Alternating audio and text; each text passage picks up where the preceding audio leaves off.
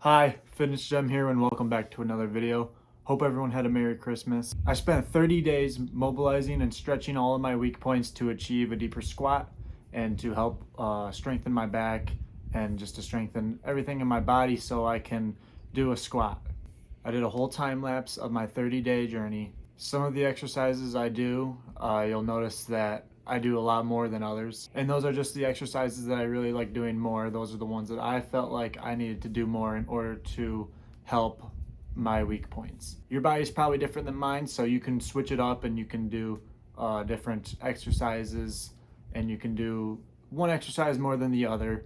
Just follow these exercises and then you can just put them in your own order on how you want to do them. Each day I like to start out with the actual exercise portion, like the strengthening portion, and then after that I do the stretching. So I start out with the strengthening and then I end with the stretching. Essentially what I'm doing is I am putting pressure on my wrist and I'm actually pushing my wrist up like this, like I'm trying to do a curl, but I'm just holding the resistance right here. So I'm actually pushing down on my wrist right now and I'm just gonna do that. And you wanna make sure you're also going to the resistance to the point where you're kind of stretching your wrist.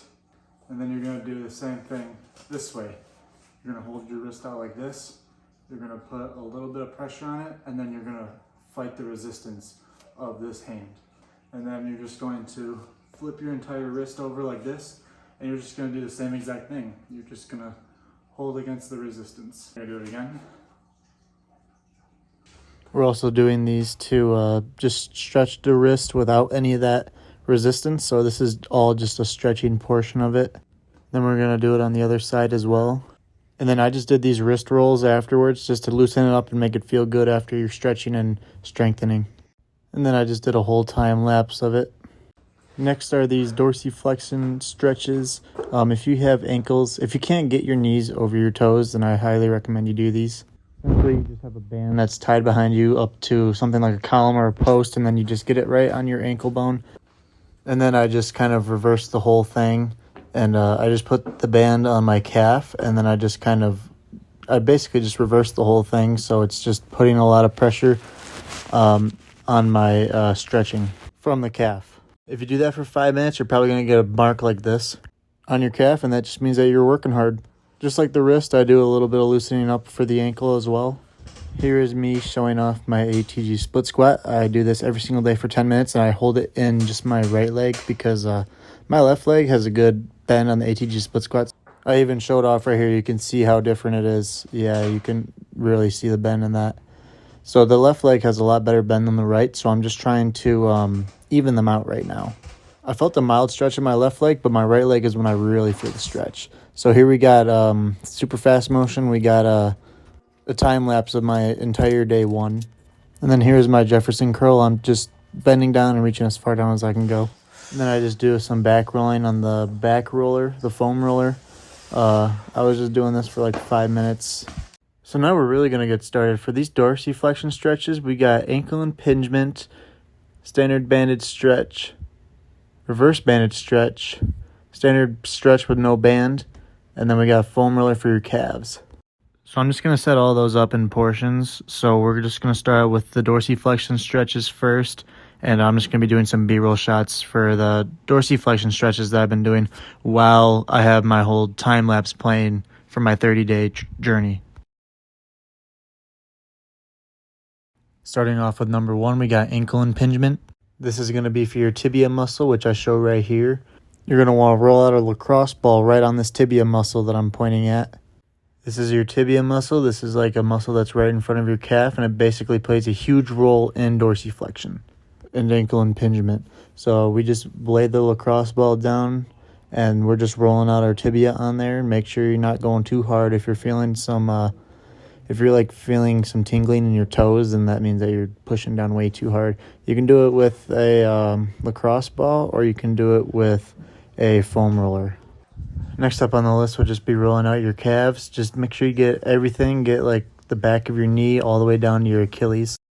And then another thing to help out with dorsiflexion would be to just do some side pulses with your ankles with a band, and then just do some pointed outward toe movements just to strengthen up the ankle in all sorts of locations, not just your dorsiflexion or your impingement.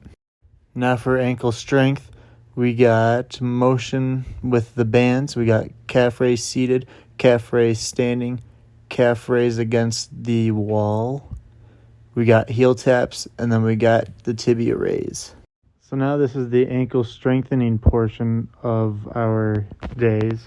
This is the seated calf machine. I got 50 pounds on both sides. Notice that my toes are the only thing that are on the actual foot stands, and I am just solely going off of my toes from these. And I'm getting a good stretch at the bottom, and I'm getting a good hold on the top. You aren't going to need to do a lot of progressive overload with those calf raises, though, because you're just working on strengthening your ligaments and not your actual muscles. And then you can do the same exact thing for standing calf raises. Notice that it's just my toes that are hanging on. Basically just the same thing as the bended knee calf raise, except you're just standing straight up. If you don't have that calf machine, you can actually do it right up against the wall, which I'll show right now. So here we go. We are just barely just leaning on the wall like this, and then we're just focusing on getting that calf moving in, and we're just giving a bend on our knees. This is essentially the same thing as the seated calf raise on the machine if you don't have one. Flat ground heel taps are really good for your dorsiflexion as well, just getting that left foot to reach as far as possible without getting your heel off the ground. That's really good for the actual knee strengthening portion and for the ankle strengthening portion to get that stretch once you touch your heel out as far as possible. And then just here's another angle of me doing it. Yeah. Here is the dorsiflexion stretch. This is really good against shin splints. Notice how I only have a 2.5 pound plate on there. And then notice how I'm going all the way down on the bottom and I'm going all the way up for that good stretch as always. This is going to strengthen the tibia and this is going to help with our dorsiflexion. If you don't have that device, you can do it just right up against the wall. The further out you have your heels, the harder it's going to be. If you want to give your real self a challenge, then just try it with one foot. Now for the wrist stretching, guys. The only wrist stretch that we got is the bandage stretch. Now this stretch is actually really good because you can really crank the wrist, just like the ankle. And you can see right there, that was me doing that ankle exercise right there. We're going to be doing that with our wrist. So here's the wrist stretch. Make sure that you really crank it. Just go as far as you can possibly go without lifting up your palm, like right there. And right there, don't lift up your palm.